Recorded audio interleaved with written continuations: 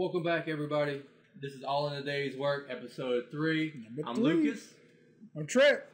All Welcome right. back, everybody. It's good to see y'all. Absolutely. Well, actually, we don't see you, but you guys get to see us. That's right. So today, we're just going to go into some of our experiences in the military, just to kind of give you guys an idea of our experiences and what we've been through, where we're coming from in all our videos where we talk about our opinions. So that way, just give you guys a bit of idea where we're coming from. My name is Lucas. I was in the Army for 8 years, did 5 years active duty, 3 years in the National Guard, and don't give me any crap about that, all right? Nasty girl, huh? Weekend warrior. Right, Weekend warrior, nasty girl, whatever you want to call it. Part-time, whatever. What do they call y'all? Weekend warriors. Yeah, okay. We'll stick with that. Yeah. Okay. That sounds better. It is what it is. Facts is facts, right? Yeah, hey, man. Not all of us could endure the entire time as active duty, right? I got out for a reason, and I didn't want to get recalled, so that's why I did my 3 years in the National Guard. Everybody gets out for a reason. Yeah. May not be the reason you want to, but it's a reason. That's true. So, speaking of time in the military. Yeah. And stories, right? Yeah. Because we all got those stories. War stories and, drunken bar stories and we'll just say wise tales, right? Or wise tales, they say. Yeah. Rumor has it that you served some time in Korea. Is that right? Yeah. I did 1 year in Korea, and it wasn't my favorite year in the military. Why is that? Because I was in trouble for 6 months, and then the other 6 months it was kind of a blur. A blur? Yeah, but... Blur. What do you mean by a blur? Many different things, but a lot of it had to do with some alcohol. That's where I was going with. All right, alcohol. So you spent 6 months as a blur, 6 months in trouble, and that was some of that time might have overlapped a little bit. Okay, so Korea. All right. Mm-hmm. So there is an acquaintance that we have. You and I both know. Uh-huh. Mentioned something that he told me to ask you while we were doing this. Something about RoboTripping. What's that all about? He said something about Korea or deployment and something about RoboTripping, but he wouldn't tell me. What's that all about? So this might not be coming from me or my own personal experience, but... Are you saying you cannot confirm nor deny what happened? Exactly. I plead the fifth on this one. Plead the fifth. Right? Why is that? Because your mama's watching? A little bit. A little bit. You're looking a little guilty there, man. It's just...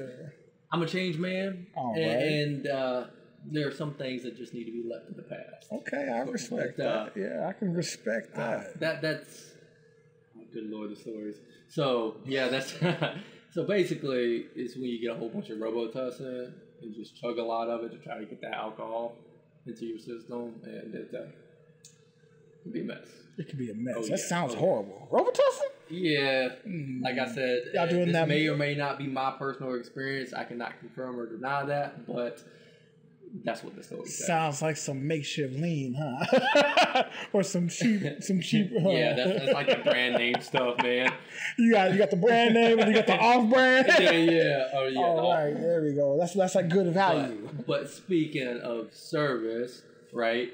So regardless of your experience in the military, good or bad, we just want to thank you for your service, right? Absolutely. Everybody signs up for a certain reason. Whatever happens during that service, you still did what a lot of people can't do. So from our heart, we just want to say thank you for everybody that did serve. Absolutely. Right? You guys are willing to do some nasty things to protect a whole bunch of people, and some of which you don't appreciate what it is that you do as serviceman or woman. Some people don't appreciate it, and a lot do. So just from us, thank you. Exactly. Thank you. And keep at it if you're still in the military. Just know that your service isn't going unnoticed, right? There's still a lot of people that support you. Still a lot of people that back you. And if you're currently serving right now, give us a shout out. Let us know where you're at. All right, we appreciate it. Yeah, absolutely. But I guess to kind of talk about a little bit about my service too. So I served 9 years active duty combat engineer between 12 Bravo and 12 Charlie. Okay. So any engineers out there, Essayance. That goes out for y'all. Essayance. Y'all know what I'm talking about. Right. You know, my sappers out there, please leave a shout out for us, all right? Leave a comment. I'd love to hear you guys, you know. But yeah, I served 9 years, did 2 tours in Afghanistan. Absolutely. All of which was done in the southern provinces of Afghanistan, Kandahar and Helmand province. So, and how was that? It is what it is, man. You know, we'll talk about, you know, those experiences downrange later on throughout the podcast. I'm sure. I would like to share some of the stories, but some of which probably not so much. You know, understandable. It was the second deployment was great. We did 9 months.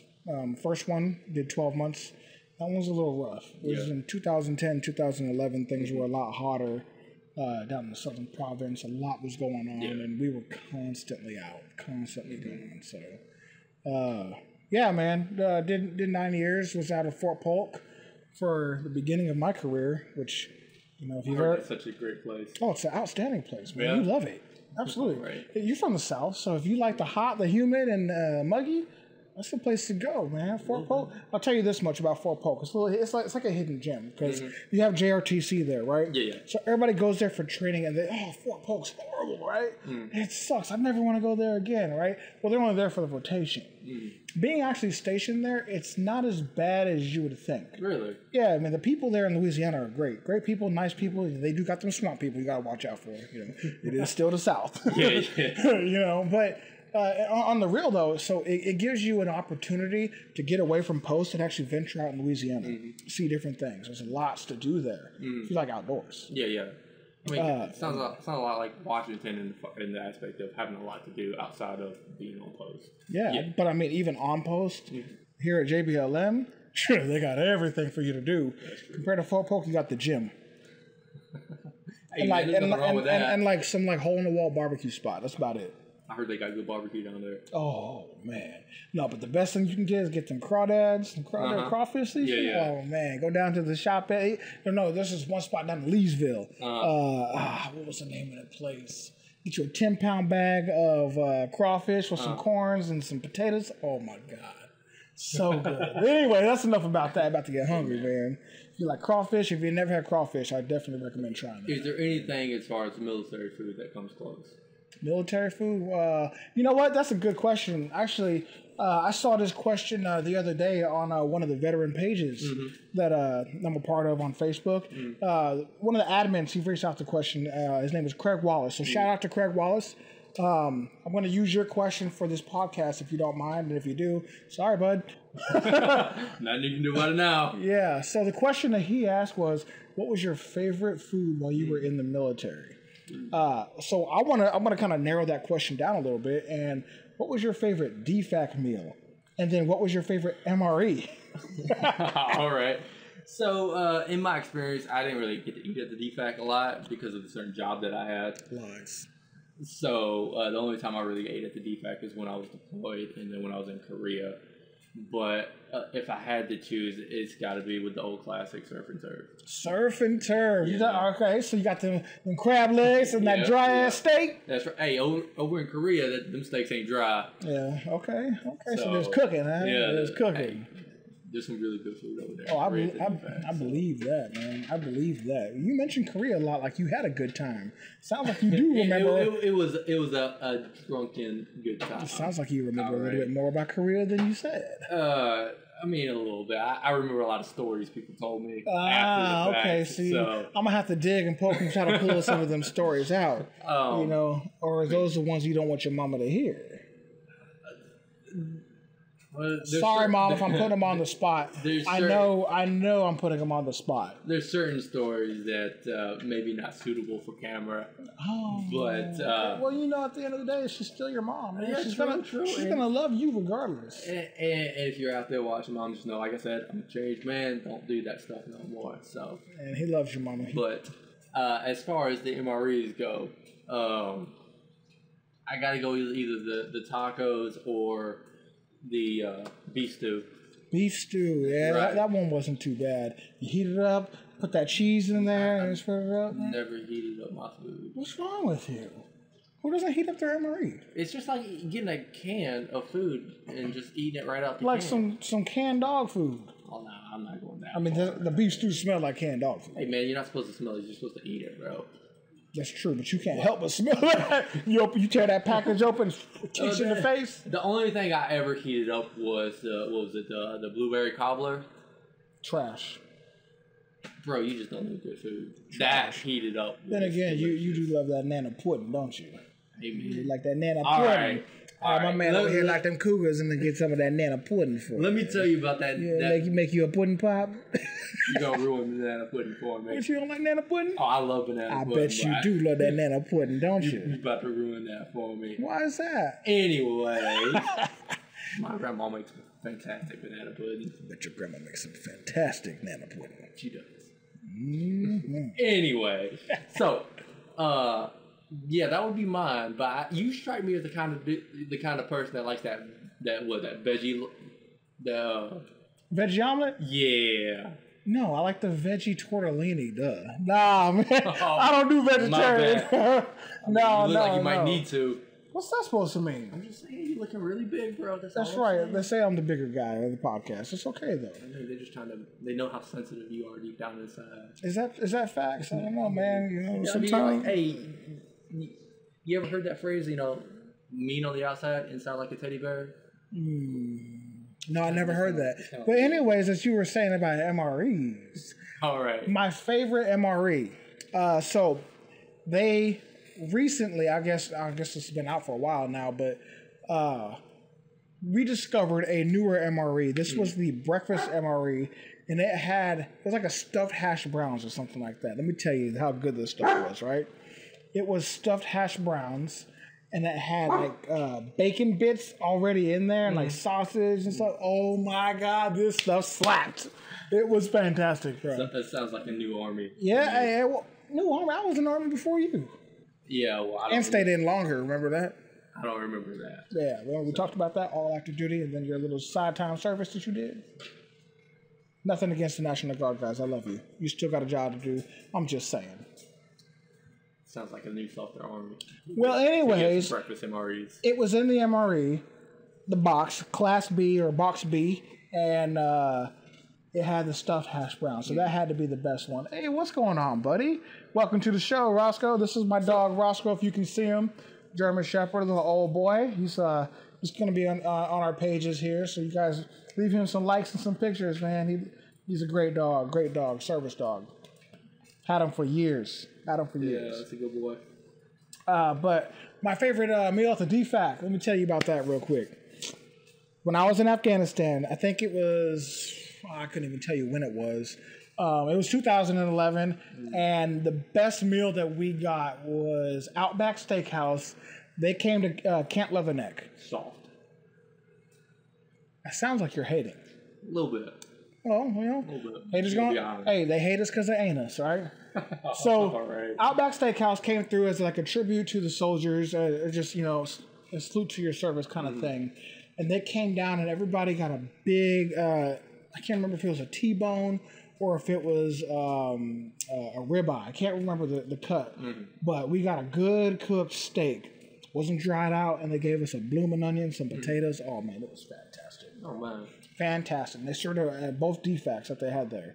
But you can only go in and get one. Yeah. Couldn't go in there. There was no coming in, coming back, signing in, get another one. No. They knew. All right. They knew. They had the MPs at the door.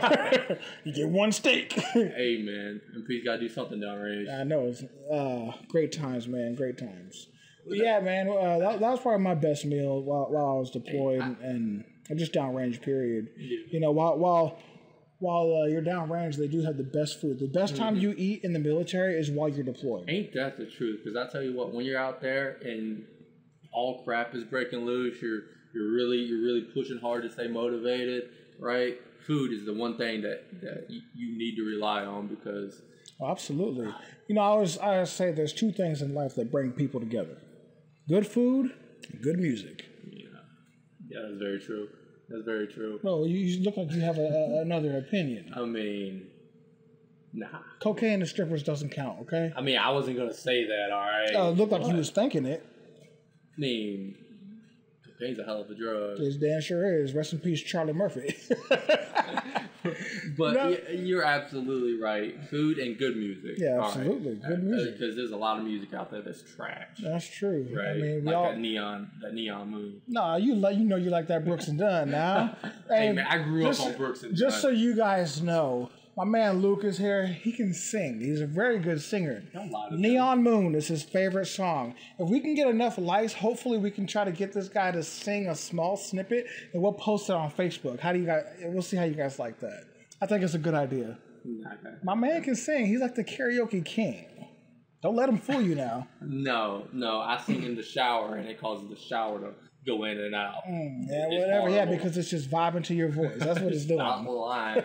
Doesn't happen. All right. Hey, man, I think we should bring it back to the topic. We're kind of rabbit trailing here a little bit. Yeah, a little bit. So we talked about thank you for your service. We wanted to thank you guys for your service. When you hear, as a service member or as a veteran, when you hear somebody tell you thank you for your service, how does that make you feel? Or what goes through your head when that's told to you? Well, honestly, I'm kind of like taken aback a little bit, right? Because to me, serving your country, and whether it's the military or law enforcement or whatever the case is, right? It to me, it's like a duty, right? I knew from a very early age that I wanted to be in the military. Oh, is that right? Yeah.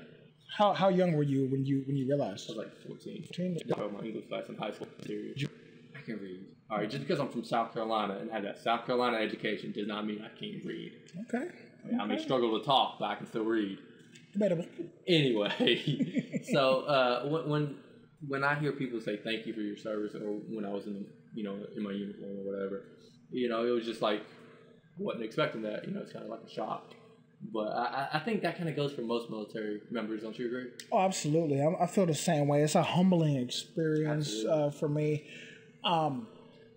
I don't walk around promoting I'm in the military. Not like I'm a walking billboard kind of thing. I might wear my hat.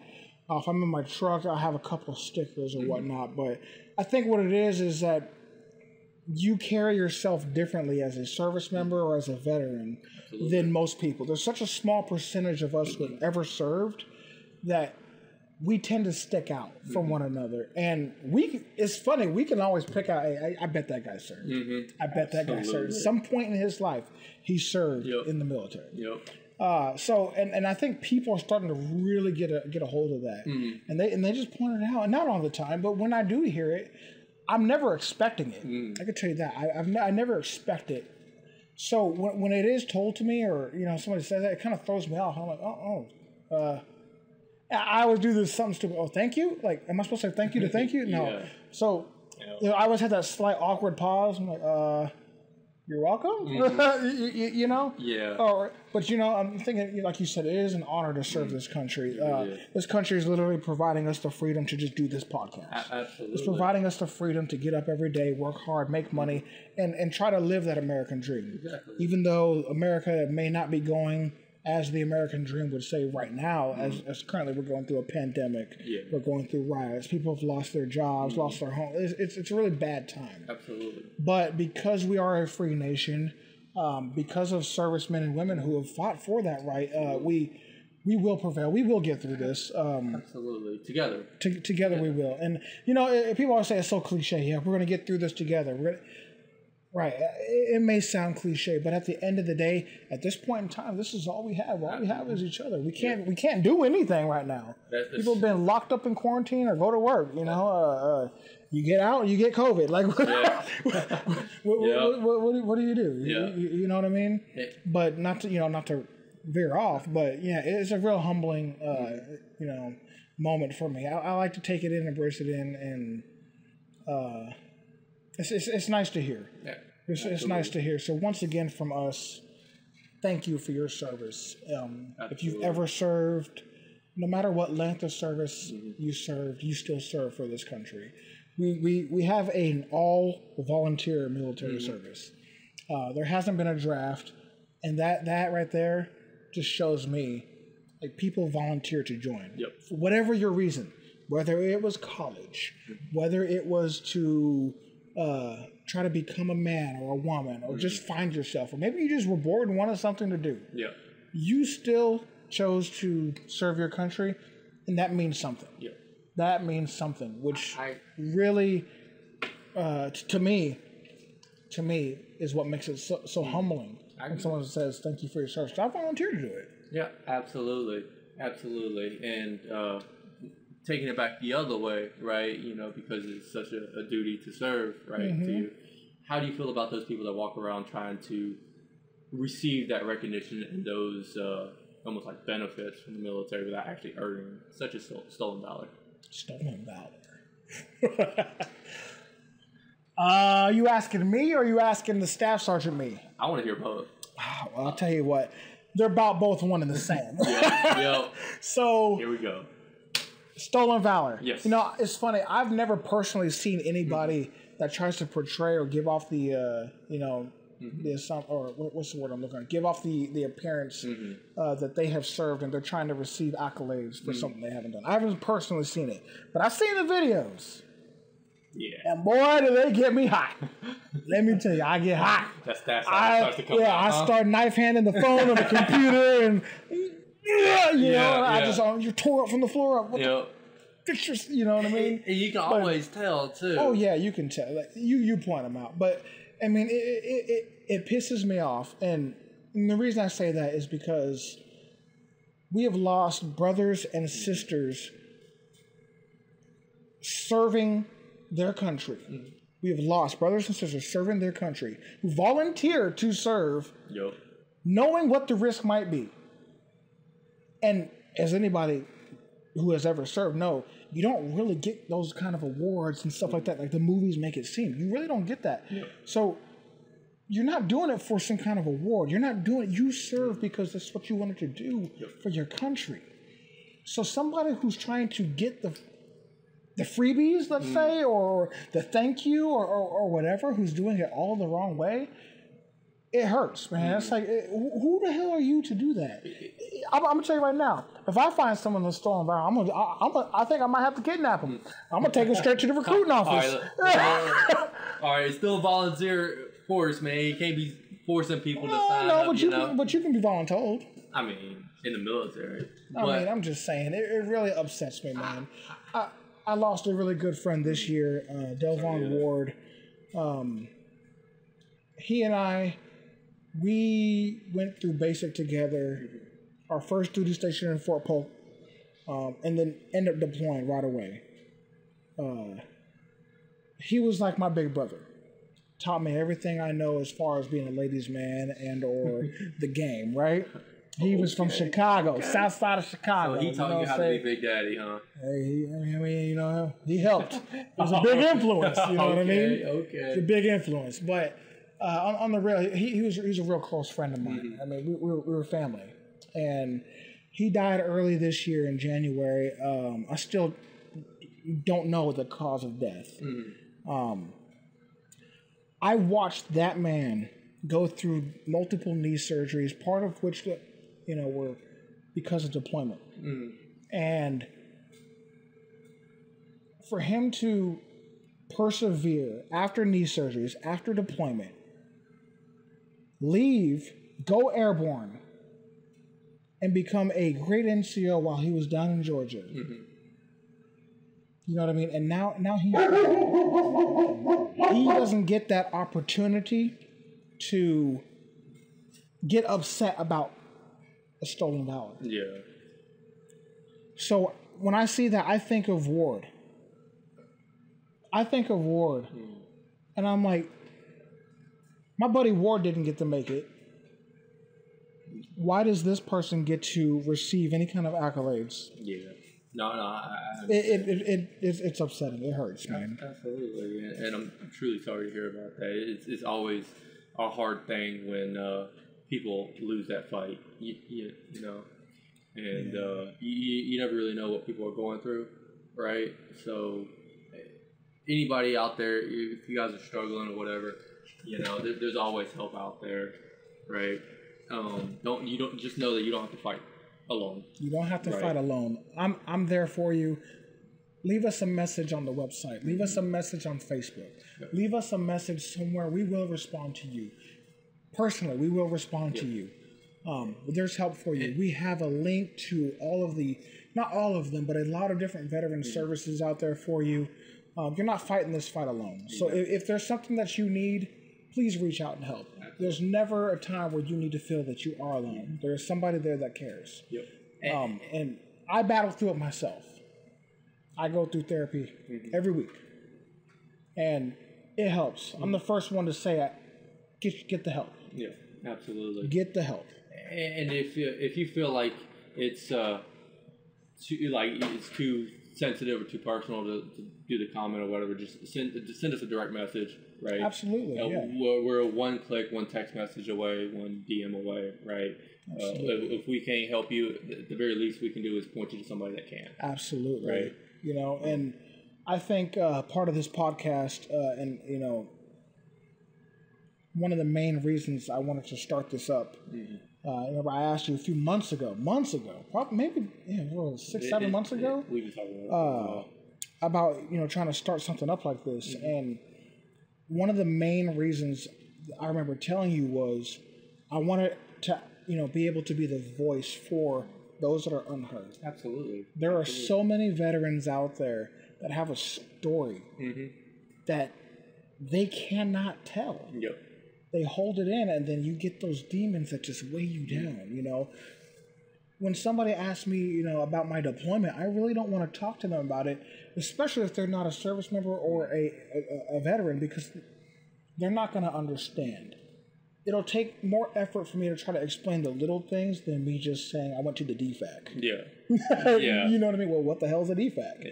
You know what I mean? And it just keeps going from there, and just the different acronyms that we use or whatnot. So, I wanted to help be that voice for them, and tell that story, and also work with telling some of my own story.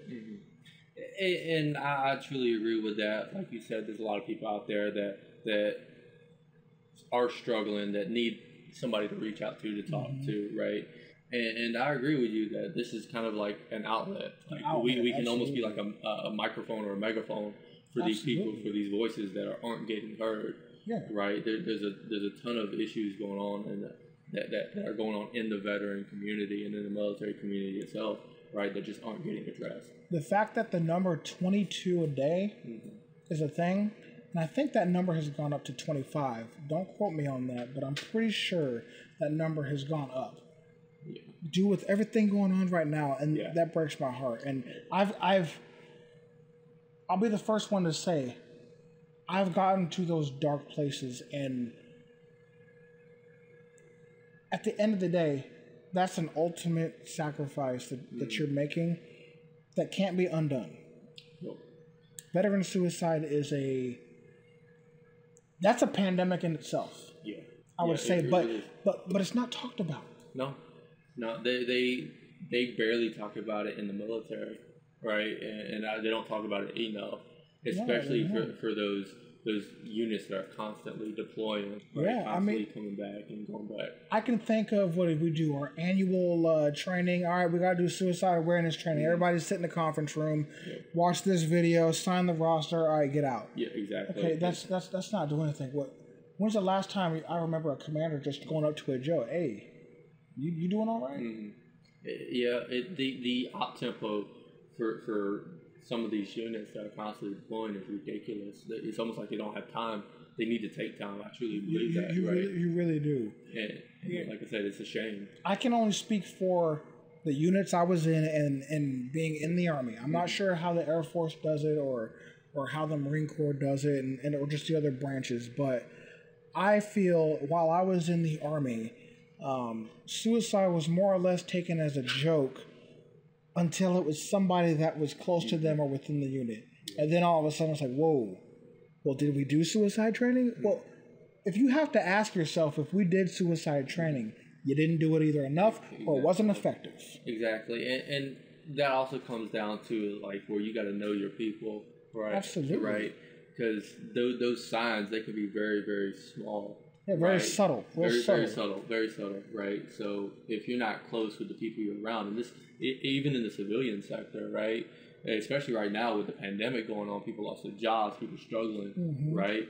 you gotta know those people that are close to you, right? You gotta know those warning signs, because you never know what somebody's going through. You never do. It could be the dude that puts on a face that's the happiest person around that is really struggling, is one step away from the edge. Absolutely. Right? And being a voice for somebody, or just, I'll tell you what, being a listening ear, just listening to somebody, that's enough right there to save a life. Absolutely. Sometimes that's all it takes. You know, just say, hey man, you good? Hey, what's going on?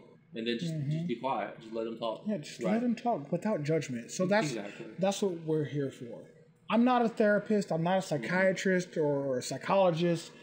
I'm just a salty old staff sergeant who does protective services for a big company right now. That's me. I'm a father. That's me. You know, but I've been there. I've sought the help. I continue to seek the help. And even with that help, I still have my dark days. I still have my dark days. I'll be the first one to say it. They don't go away. But we can do it together. We can get through it, and we can make it better. Absolutely. You know, so that's what we're here for. So if you ever need help, please reach out. I know we say that a lot, but we mean it, because at the end of the day, the only one that's going to look out for the vet is the vet. Yep. And that's, like I said, that's a shame that it has to be like that. You know, when you sign that contract, when you put your name on that dotted line, right, a lot is asked of you. And unfortunately, you get all these other benefits, but the one thing that they don't really talk about is the mental side of it, because that's the side that can really mess with you. Absolutely. So. I think on that note, I think we should go ahead and end this episode with that. We kind of went down, talked a little bit about service. Thank you for your service. Absolutely. Stolen Valor. You know, a little bit about your career story and RoboTripping. But I think we want to end on that note. And please don't be number 22 today. Absolutely. So again, if you need help, we have resources on our page. We have them on our website, allinadays.com. You can find services there. We even have a comment page. We have direct messages. We have it all set up for you. So please reach out. We will get back to you. And if we, like you said, if we can't be the ones to help you, we can at least help point you in the right direction. Also, if you're watching and you had some dark days and you did reach out for help and you went through a certain group or a certain veterans assistance program, leave a comment with it below. Try and help each other out, right? This is one community. We're all in this together. So absolutely, yeah. Maybe there's something we don't know about that's worked for you. Exactly. Let us know. We'll put it on the page. We'll put it up on the website so it can be a resource for others. You know. So I think hell, every day we're learning. Yep. You know, there's always something new out there. Let's be the next voice. Yep. Exactly. Let's be the next voice. So this is a community. We're all in this together. So you guys help us. We can help you. It's a brotherhood like that. So let's work together and let's help our voices be heard. No doubt. So we're going to have some links in the description for the different resources and services out there to help you guys. Do us a favor, though. Like our page, comment our page, share it. Share it with others. We want to help get this heard. Spread it across. You know, our goal is not to become famous off of this. No. It's not at all. But if we can touch another vet, or if we can reach out to another service member, maybe someone who's even active duty. Yep. If we can do that and help, you know, that's what we're here for. So subscribe. Subscribe to our YouTube channel. Hit us up. We want to be there for you. So thank you. We also got an Instagram. So if you got Instagram on there, go ahead and reach out to us on that as well. You know, I don't know anything about Instagram, man. I'm too far gone with the social media stuff. I know Facebook. I got you on Facebook. But Instagram, Twitters, and all that's between this guy and the producers.